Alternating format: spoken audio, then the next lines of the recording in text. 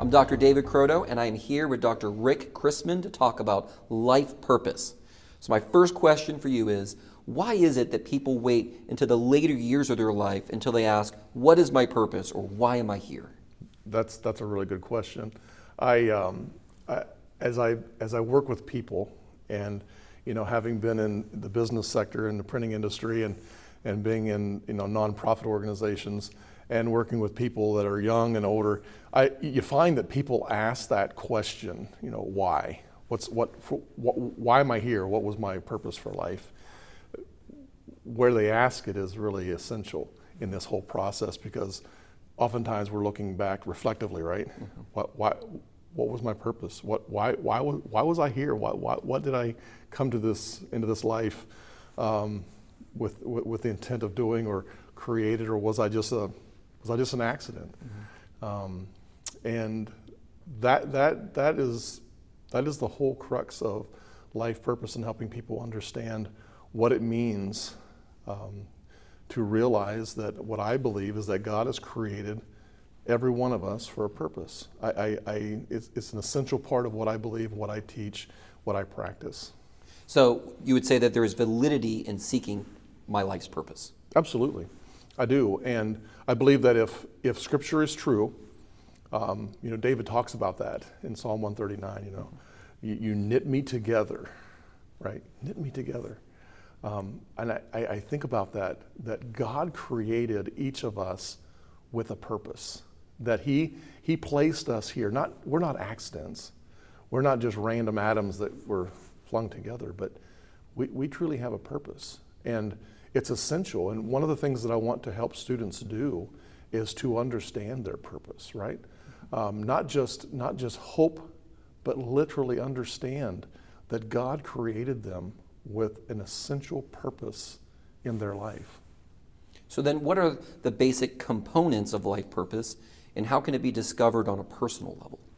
I take my response to this from Dr. Bill Millard, and Bill and I have worked together for a number of years at the Center for Life Calling and Leadership, but his research is extensive, and he's worked with college students and adults for a lot of years and helping them to discover their life purpose. And what he has discovered is that there are three essential components to understanding our life calling. What we have to help students understand is that the first component is our faith, right? Our foundational values. And when we look at our foundational values, it's what I believe.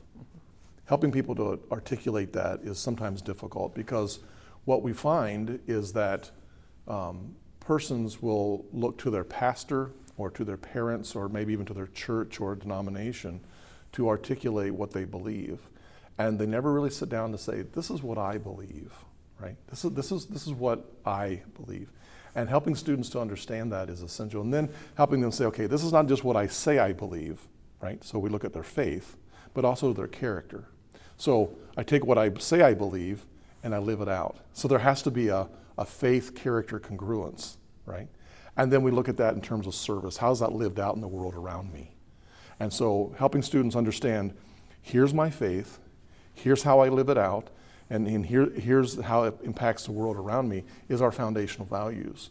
And then the second piece of this is to understand not just my foundational values, the things that I believe strongly and live out, but also my unique design. Because I believe that God has, and Scripture tells us this, right? That God has created us uniquely.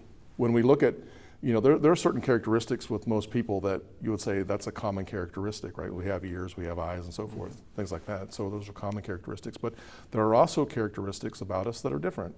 And so we're uniquely designed. And so when we begin to look at, our strengths, we find that your strengths and my strengths may not be the same. We look at our passions, right? We look at our experiences. You and I may have the same strengths and we may have the same passions, but our experiences will help us to live that unique design out differently, just because of those. Bill talks about this. He says, when you look at diamonds and you look at coal and graphite, What's the common component in all three? It's elemental carbon, right? But it has a different outcome because of, intensity and pressure and time, heat. Those things create a different outcome. Now, diamonds, coal, and graphite all have very useful purposes, right? But their unique design was affected by the experience that elemental carbon went through. And then the last component is my personal mission. And so when we begin to look about, okay, so I have my foundational values, right? What I believe, how I live, my unique design, what God has created me for. Then how do I live that out in a personal mission? Bill goes on to call it later personal leadership.